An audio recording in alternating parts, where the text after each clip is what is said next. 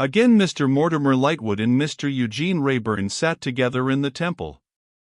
This evening, however, they were not together in the place of business of the eminent solicitor, but in another dismal set of chambers facing it on the same second floor, on whose dungeon-like black outer door appeared the legend,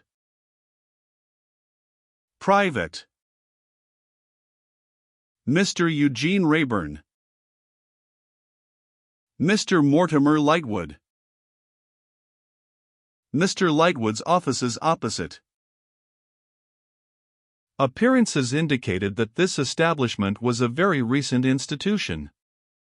The white letters of the inscription were extremely white and extremely strong to the sense of smell. The complexion of the tables and chairs was, like Lady Tippens's, a little too blooming to be believed in, and the carpets and floorcloth seemed to rush at the beholder's face in the unusual prominency of their patterns. But the Temple, accustomed to tone down both the still life and the human life that has much to do with it, would soon get the better of all that. "Well," said Eugene, on one side of the fire, "I feel tolerably comfortable. I hope the upholsterer may do the same." "Why shouldn't he?" asked Lightwood, from the other side of the fire. "To be sure," pursued Eugene, reflecting, "he is not in the secret of our pecuniary affairs, so perhaps he may be in an easy frame of mind." "We shall pay him," said Mortimer. "Shall we, really?" returned Eugene, indolently surprised. "You don't say so." "I mean to pay him, Eugene, for my part," said Mortimer, in a slightly injured tone. "Ah! I mean to pay him too," retorted Eugene. "But then I mean so much that I don't mean." "Don't mean?"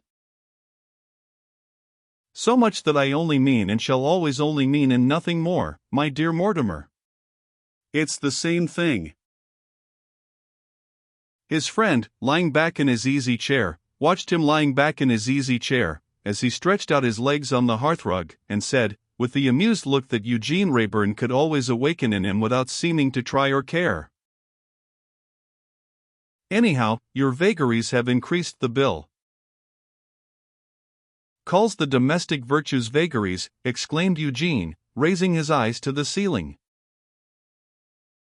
"This very complete little kitchen of ours," said Mortimer, "in which nothing will ever be cooked." "My dear Mortimer," returned his friend, lazily lifting his head a little to look at him, "how often have I pointed out to you that its moral influence is the important thing?" "Its moral influence on this fellow," exclaimed Lightwood, laughing. "Do me the favor," said Eugene, getting out of his chair with much gravity, "to come and inspect that feature of our establishment which you rashly disparage." With that, taking up a candle, he conducted his chum into the fourth room of the set of chambers, a little narrow room which was very completely and neatly fitted as a kitchen. "See," said Eugene, "miniature flour barrel, rolling pin, spice box, shelf of brown jars, chopping board, coffee mill, dresser elegantly furnished with crockery, saucepans and pans, roasting jack, a charming kettle, an armory of dish covers. The moral influence of these objects, in forming the domestic virtues, may have an immense influence upon me, not upon you, for you are a hopeless case, but upon me. In fact, I have an idea that I feel the domestic virtues already forming. Do me the favor to step into my bedroom. Secrétaire, you see, an abstruse set of solid mahogany pigeonholes, one for every letter of the alphabet. To what use do I devote them? I receive a bill, say from Jones. I docket it neatly at the secrétaire, Jones, and I put it into pigeonhole J. It's the next thing to a receipt and is quite as satisfactory to me. And I very much wish, Mortimer, sitting on his bed, with the air of a philosopher lecturing a disciple, that my example might induce you to cultivate habits of punctuality and method, and, by means of the moral influences with which I have surrounded you, to encourage the formation of the domestic virtues." Mortimer laughed again, with his usual commentaries of "How can you be so ridiculous, Eugene," and "What an absurd fellow you are," but when his laugh was out, there was something serious, if not anxious, in his face. Despite that pernicious assumption of lassitude and indifference, which had become his second nature, he was strongly attached to his friend. He had founded himself upon Eugene when they were yet boys at school, and at this hour imitated him no less, admired him no less, loved him no less, than in those departed days. "Eugene," said he, "if I could find you in earnest for a minute, I would try to say an earnest word to you." "An earnest word," repeated Eugene. "The moral influences are beginning to work. Say on." "Well, I will," returned the other, "though you are not earnest yet." "In this desire for earnestness," murmured Eugene, with the air of one who was meditating deeply, "I trace the happy influences of the little flour barrel and the coffee mill." "Gratifying." "Eugene," resumed Mortimer, disregarding the light interruption, and laying a hand upon Eugene's shoulder, as he, Mortimer, stood before him seated on his bed, "you are withholding something from me." Eugene looked at him, but said nothing. "All this past summer, you have been withholding something from me. Before we entered on our boating vacation, you were as bent upon it as I have seen you upon anything since we first rode together. But you cared very little for it when it came, often found it a tie and a drag upon you, and were constantly away. Now it was well enough half a dozen times, 20 times, to say to me in your own odd manner, which I know so well and like so much, that your disappearances were precautions against our boring one another, but of course after a short while I began to know that they covered something. I don't ask what it is, as you have not told me, but the fact is so. Say, is it not?" "I give you my word of honor, Mortimer," returned Eugene, after a serious pause of a few moments, "that I don't know." "Don't know, Eugene?" "Upon my soul, don't know. I know less about myself than about most people in the world, and I don't know." "You have some design in your mind?" "Have I? I don't think I have." "At any rate, you have some subject of interest there which used not to be there?" "I really can't say," replied Eugene, shaking his head blankly, after pausing again to reconsider. "At times I have thought yes, at other times I have thought no. Now, I have been inclined to pursue such a subject, now I have felt that it was absurd, and that it tired and embarrassed me. Absolutely, I can't say. Frankly and faithfully, I would if I could." So replying, he clapped a hand, in his turn, on his friend's shoulder, as he rose from his seat upon the bed, and said, "You must take your friend as he is. You know what I am, my dear Mortimer. You know how dreadfully susceptible I am to boredom. You know that when I became enough of a man to find myself an embodied conundrum, I bored myself to the last degree by trying to find out what I meant. You know that at length I gave it up, and declined to guess any more. Then how can I possibly give you the answer that I have not discovered? The old nursery form runs, riddle me, perhaps you can't tell me what this may be?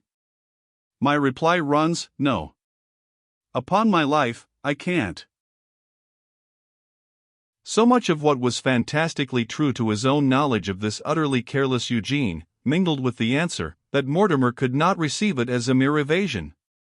Besides, it was given with an engaging air of openness, and of special exemption of the one friend he valued, from his reckless indifference. "Come, dear boy," said Eugene. "Let us try the effect of smoking. If it enlightens me at all on this question, I will impart unreservedly." They returned to the room they had come from, and, finding it heated, opened a window. Having lighted their cigars, they leaned out of this window, smoking, and looking down at the moonlight, as it shone into the court below. "No enlightenment," resumed Eugene, after certain minutes of silence. "I feel sincerely apologetic, my dear Mortimer, but nothing comes." "If nothing comes," returned Mortimer, "nothing can come from it. So I shall hope that this may hold good throughout, and that there may be nothing on foot." Nothing injurious to you, Eugene, or. Eugene stayed him for a moment with his hand on his arm, while he took a piece of earth from an old flower pot on the windowsill and dexterously shot it at a little point of light opposite, having done which to his satisfaction, he said, or injurious to anyone else. How, said Eugene, taking another little piece of earth, and shooting it with great precision at the former mark, how injurious to anyone else? I don't know. And, said Eugene, taking, as he said the word, another shot, to whom else? I don't know. Checking himself with another piece of earth in his hand, Eugene looked at his friend inquiringly and a little suspiciously. There was no concealed or half-expressed meaning in his face. Two belated wanderers in the mazes of the law, said Eugene, attracted by the sound of footsteps, and glancing down as he spoke, stray into the court. They examined the doorposts of number 1, seeking the name they want. Not finding it at number 1, they come to number 2. On the hat of wanderer number 2, the shorter one, I drop this pellet. Hitting him on the hat, I smoke serenely, and become absorbed in contemplation of the sky. Both the wanderers looked up towards the window, but, after interchanging a mutter or two, soon applied themselves to the doorposts below. There they seemed to discover what they wanted, for they disappeared from view by entering at the doorway. When they emerge, said Eugene, you shall see me bring them both down, and so prepared 2 pellets for the purpose. He had not reckoned on their seeking his name, or Lightwood's. But either the one or the other would seem to be in question, for now there came a knock at the door. I am on duty tonight, said Mortimer, stay you where you are, Eugene. Requiring no persuasion, he stayed there, smoking quietly, and not at all curious to know who knocked, until Mortimer spoke to him from within the room, and touched him. Then, drawing in his head, he found the visitors to be young Charlie Hexam and the schoolmaster, both standing facing him, and both recognized at a glance. You recollect this young fellow, Eugene, said Mortimer. Let me look at him, returned Rayburn, coolly. Oh, yes, yes. I recollect him. He had not been about to repeat that former action of taking him by the chin, but the boy had suspected him of it, and had thrown up his arm with an angry start. Laughingly, Rayburn looked to Lightwood for an explanation of this odd visit. He says he has something to say. Surely it must be to you, Mortimer. So I thought, but he says no. He says it is to you. Yes, I do say so, interposed the boy.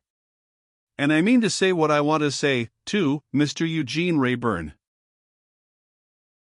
Passing him with his eyes as if there were nothing where he stood, Eugene looked on to Bradley Headstone. With consummate indolence, he turned to Mortimer, inquiring, and who may this other person be? I am Charles Hexam's friend, said Bradley. I am Charles Hexam's schoolmaster. My good sir, you should teach your pupils better manners, returned Eugene. 0278M. Original. Composedly smoking, he leaned an elbow on the chimney-piece, at the side of the fire, and looked at the schoolmaster. It was a cruel look, in its cold disdain of him, as a creature of no worth. The schoolmaster looked at him, and that, too, was a cruel look, though of the different kind, that it had a raging jealousy and fiery wrath in it. Very remarkably, neither Eugene Rayburn nor Bradley Headstone looked at all at the boy. Through the ensuing dialogue, those two, no matter who spoke, or whom was addressed, looked at each other.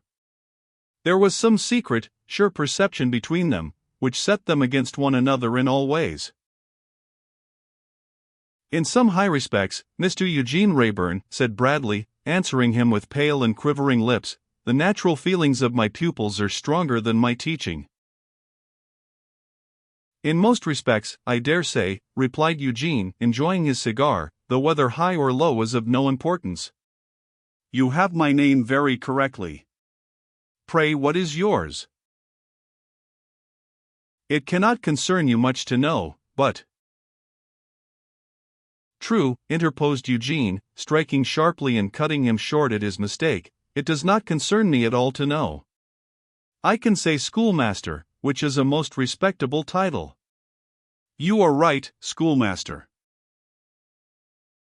It was not the dullest part of this goad in its galling of Bradley Headstone, that he had made it himself in a moment of incautious anger. He tried to set his lips so as to prevent their quivering, but they quivered fast. Mr. Eugene Wrayburn, said the boy, I want a word with you. I have wanted it so much, that we have looked out your address in the book, and we have been to your office, and we have come from your office here. You have given yourself much trouble, schoolmaster, observed Eugene, blowing the feathery ash from his cigar. I hope it may prove remunerative. And I am glad to speak, pursued the boy, in presence of Mr. Lightwood, because it was through Mr. Lightwood that you ever saw my sister. For a mere moment, Wrayburn turned his eyes aside from the schoolmaster to note the effect of the last word on Mortimer, who, standing on the opposite side of the fire, as soon as the word was spoken, turned his face towards the fire and looked down into it. Similarly, it was through Mr. Lightwood that you ever saw her again, for you were with him on the night when my father was found, and so I found you with her on the next day. Since then, you have seen my sister often. You have seen my sister oftener and oftener. And I want to know why. Was this worthwhile, schoolmaster? Murmured Eugene, with the air of a disinterested adviser. So much trouble for nothing? You should know best, but I think not. I don't know, Mr. Wrayburn, answered Bradley, with his passion rising, why you address me. Don't you? Said Eugene. Then I won't. He said it so tauntingly in his perfect placidity, that the respectable right hand clutching the respectable hair guard of the respectable watch could have wound it round his throat and strangled him with it. Not another word did Eugene deem it worthwhile to utter, but stood leaning his head upon his hand, smoking, and looking imperturbably at the chafing Bradley Headstone with his clutching right hand, until Bradley was well nigh mad. Mr. Wrayburn, proceeded the boy, we not only know this that I have charged upon you, but we know more. It has not yet come to my sister's knowledge that we have found it out, but we have. We had a plan, Mr. Headstone and I, for my sister's education, and for its being advised and overlooked by Mr. Headstone, who is a much more competent authority, whatever you may pretend to think, as you smoke, than you could produce, if you tried. Then, what do we find? What do we find, Mr. Lightwood? Why, we find that my sister is already being taught, without our knowing it. We find that while my sister gives an unwilling and cold ear to our schemes for her advantage, I, her brother, and Mr. Headstone, the most competent authority, as his certificates would easily prove, that could be produced, she is willfully and willingly profiting by other schemes. Aye, and taking pains, too, for I know what such pains are. And so does Mr. Headstone. Well, somebody pays for this, is a thought that naturally occurs to us. Who pays? We apply ourselves to find out, Mr. Lightwood, and we find that your friend, this Mr. Eugene Wrayburn, here, pays. Then I ask him what right has he to do it, and what does he mean by it, and how comes he to be taking such a liberty without my consent, when I am raising myself in the scale of society by my own exertions in Mr. Headstone's aid, and have no right to have any darkness cast upon my prospects, or any imputation upon my respectability, through my sister? The boyish weakness of this speech, combined with its great selfishness, made it a poor one indeed. And yet Bradley Headstone, used to the little audience of a school, and unused to the larger ways of men, showed a kind of exultation in it. Now I tell Mr. Eugene Wrayburn, pursued the boy, forced into the use of the third person by the hopelessness of addressing him in the first, that I object to his having any acquaintance at all with my sister, and that I request him to drop it altogether. He is not to take it into his head that I am afraid of my sisters caring for him." As the boy sneered, the master sneered, and Eugene blew off the feathery ash again. "But I object to it, and that's enough. I am more important to my sister than he thinks. As I raise myself, I intend to raise her, she knows that, and she has to look to me for her prospects. Now I understand all this very well, and so does Mr. Headstone. My sister is an excellent girl, but she has some romantic notions, not about such things as your Mr. Eugene Rayburn's, but about the death of my father and other matters of that sort. Mr. Rayburn encourages those notions to make himself of importance, and so she thinks she ought to be grateful to him, and perhaps even likes to be. Now I don't choose her to be grateful to him, or to be grateful to anybody but me, except Mr. Headstone. And I tell Mr. Rayburn that if he don't take heed of what I say, it will be worse for her. Let him turn that over in his memory, and make sure of it. Worse for her." A pause ensued, in which the schoolmaster looked very awkward. "May I suggest, schoolmaster," said Eugene, removing his fast-waning cigar from his lips to glance at it, "that you can now take your pupil away." "And Mr. Lightwood," added the boy, with a burning face, under the flaming aggravation of getting no sort of answer or attention, "I hope you'll take notice of what I have said to your friend, and of what your friend has heard me say, word by word, whatever he pretends to the contrary. You are bound to take notice of it, Mr. Lightwood, for, as I have already mentioned, you first brought your friend into my sister's company, and but for you we never should have seen him. Lord knows none of us ever wanted him, any more than any of us will ever miss him. Now Mr. Headstone, as Mr. Eugene Rayburn has been obliged to hear what I had to say, and couldn't help himself, and as I have said it out to the last word, we have done all we wanted to do, and may go. Go downstairs, and leave me a moment, Hexam," he returned. The boy, complying with an indignant look and as much noise as he could make, swung out of the room, and Lightwood went to the window, and leaned there, looking out. "You think me of no more value than the dirt under your feet," said Bradley to Eugene, speaking in a carefully weighed and measured tone, or he could not have spoken at all. "I assure you, schoolmaster," replied Eugene, "I don't think about you." "That's not true," returned the other, "you know better." "That's coarse," Eugene retorted, "but you don't know better. Mr. Rayburn, at least I know very well that it would be idle to set myself against you in insolent words or overbearing manners. That lad who has just gone out could put you to shame in half a dozen branches of knowledge in half an hour, but you can throw him aside like an inferior. You can do as much by me, I have no doubt, beforehand." "Possibly," remarked Eugene. "But I am more than a lad," said Bradley, with his clutching hand, "and I will be heard, sir." "As a schoolmaster," said Eugene, "you are always being heard. That ought to content you." "But it does not content me," replied the other, white with passion. "Do you suppose that a man, in forming himself for the duties I discharge, and in watching and repressing himself daily to discharge them well, dismisses a man's nature?" "I suppose you," said Eugene, "judging from what I see as I look at you, to be rather too passionate for a good schoolmaster." As he spoke, he tossed away the end of his cigar. "Passionate with you, sir, I admit I am. Passionate with you, sir, I respect myself for being. But I have not devils for my pupils." "For your teachers, I should rather say," replied Eugene. Mr. Rayburn. Schoolmaster. "Sir, my name is Bradley Headstone." "As you justly said, my good sir, your name cannot concern me." "Now, what more?" "This more." "Oh, what a misfortune is mine," cried Bradley, breaking off to wipe the starting perspiration from his face as he shook from head to foot, "that I cannot so control myself as to appear a stronger creature than this, when a man who has not felt in all his life what I have felt in a day can so command himself." He said it in a very agony, and even followed it with an errant motion of his hands as if he could have torn himself. Eugene Wrayburn looked on at him, as if he found him beginning to be rather an entertaining study.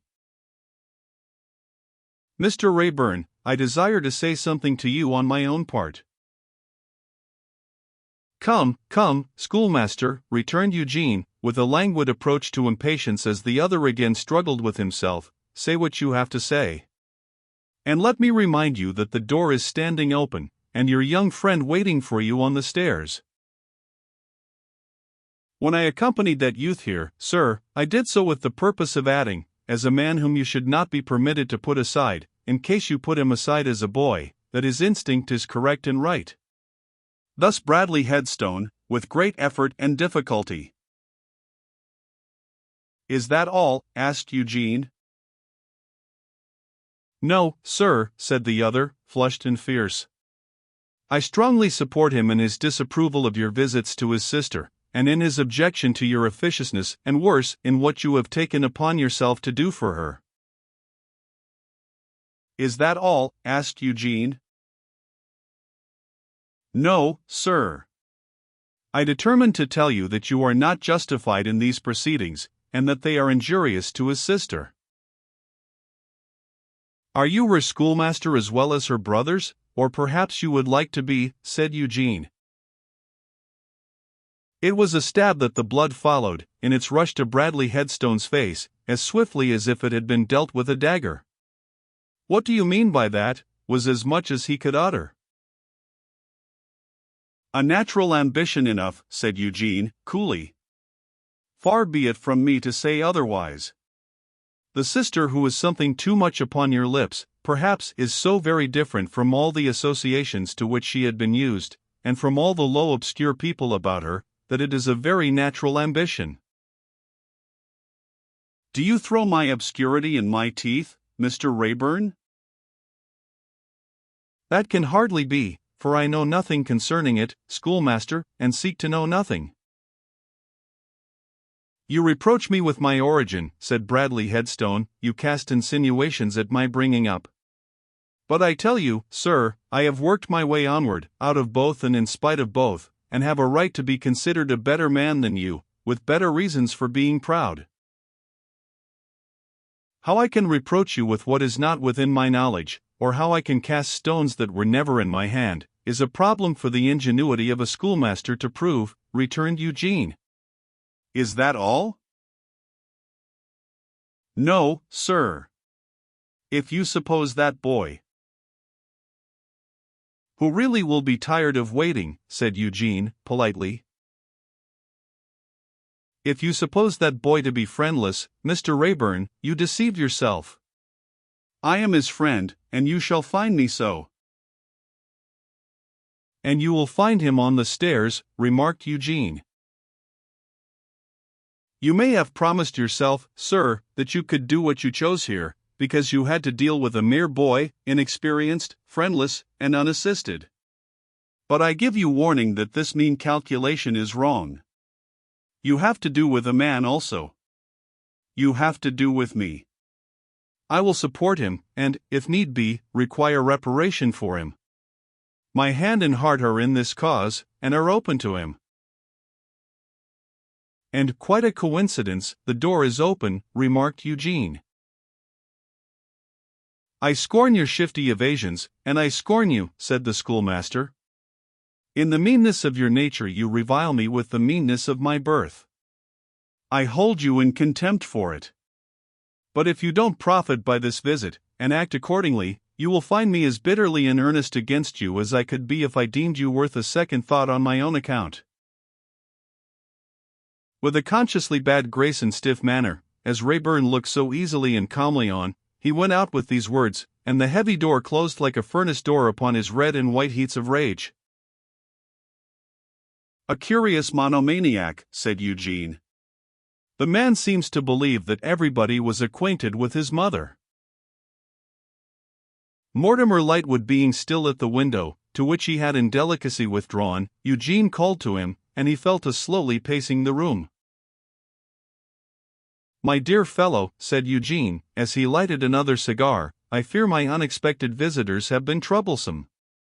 If as a set-off, excuse the legal phrase from a barrister at law, you would like to ask Tippins to tea, I pledge myself to make love to her." "Eugene, Eugene, Eugene," replied Mortimer, still pacing the room, "I am sorry for this. And to think that I have been so blind." "How blind, dear boy?" inquired his unmoved friend. "What were your words that night at the Riverside public house?" said Lightwood, stopping. "What was it that you asked me? Did I feel like a dark combination of traitor and pickpocket when I thought of that girl?" "I seem to remember the expression," said Eugene. "How do you feel when you think of her just now?" His friend made no direct reply, but observed, after a few whiffs of his cigar, "Don't mistake the situation.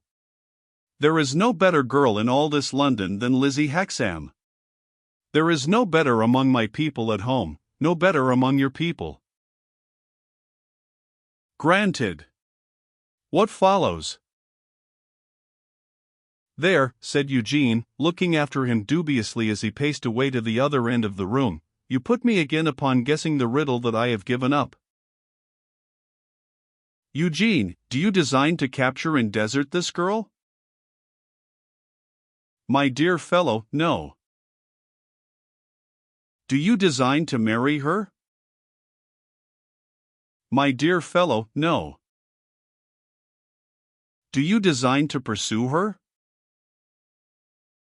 "My dear fellow, I don't design anything. I have no design whatever. I am incapable of designs. If I conceived a design, I should speedily abandon it, exhausted by the operation." "Oh, Eugene, Eugene."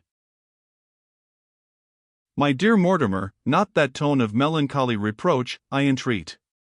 What can I do more than tell you all I know, and acknowledge my ignorance of all I don't know? How does that little old song go, which, under pretense of being cheerful, is by far the most lugubrious I ever heard in my life? Away with melancholy, nor doleful changes ring on life and human folly, but merrily merrily sing foul law.